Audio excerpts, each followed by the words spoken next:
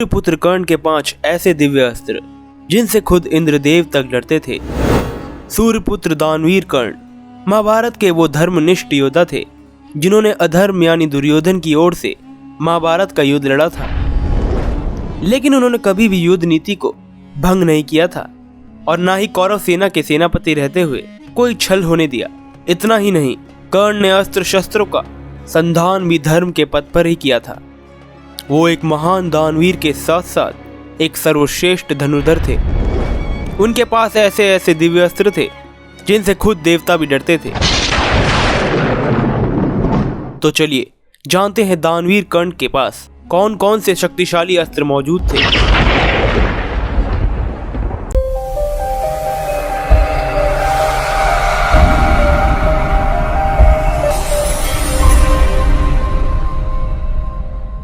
आप सभी का स्वागत है। आप देख रहे हैं मिस्टीरियस हिंदू। तो चलिए अब करते हैं ज्ञान की बात। वीडियो शुरू होने से पहले चैनल को सब्सक्राइब करना ना भूलें। सबसे पहले बात करते हैं आग्नेयास्त्र की। ये मंत्र शक्ति से तैयार किया गया एक बाण है जो अग्नि वर्षा करता था।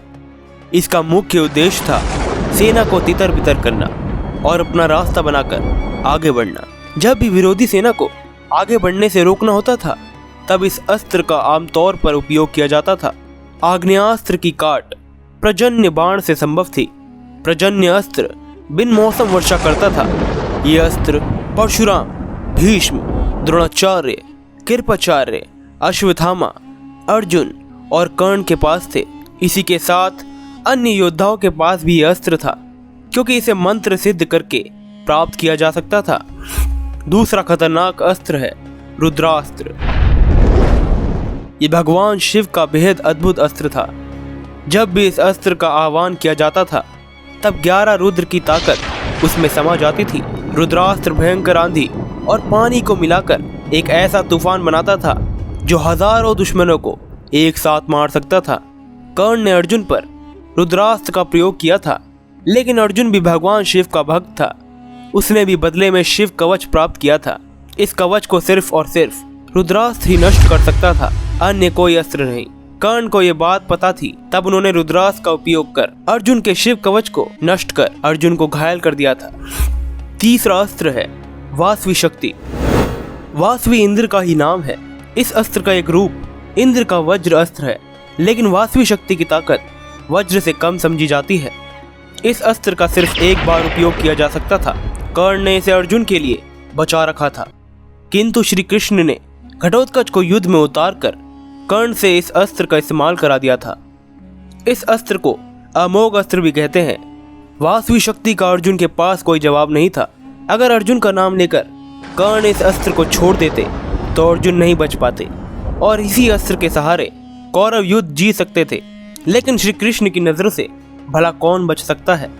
उन्होंने इस अस्त्र का जानबूझकर गलत इस्तेमाल करवाया और महाभारत का नतीजा आप सब जानते ही हैं। चौथा अस्त्र है ब्रह्मांड अस्त्र। कर्ण के पास ब्रह्मास्त्र, ब्रह्मशीर अस्त्र और ब्रह्मांड अस्त्र तीनों तरह के अस्त्र थे। इन सब में ब्रह्मांड अस्त्र सबसे ज्यादा विध्वंसक अस्त्र था।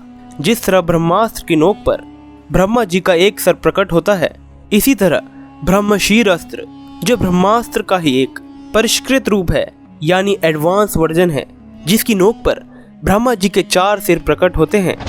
ये अस्त्र एक रक्षात्मक अस्त्र है जिसकी शक्ति किसी भी अस्त्र को पीछे धकेल सकती है। अगर इस अस्त्र की ताकत को विराट रूप में प्रकट किया जाए तो ये न सिर्फ पृथ्वी बल्कि पूरे सौर मंडल को ध्वस्त कर सकता है। पुराणों में लिखा है कि ब्रह्मांड अस्त्र के प्रयोग से समुद्र उबलने लगते हैं, भूमि और पर्वत अपना स्थान छोड़कर हवा में डोलने लगता है और सब कुछ जलकर ऐसे भस्म हो जाता है जिसकी राख भी नहीं बचती। वैसे कर्ण ने इस अस्त्र का उपयोग बिल्कुल भी नहीं किया था। सोचिए, जब ब्रह्मास्त्र से ही पृथ्वी का सर्वनाश हो सकता है तो ब्रह्मांड अस्त्र से पूरे अंतरिक्ष का क्या हाल होता। इन सब अस्त्रों के अलावा कर्ण के पास और भी दिव्य अस्त्र थे। भार्गवास्त्र जो परशुराम जी ने कर्ण को दिया था।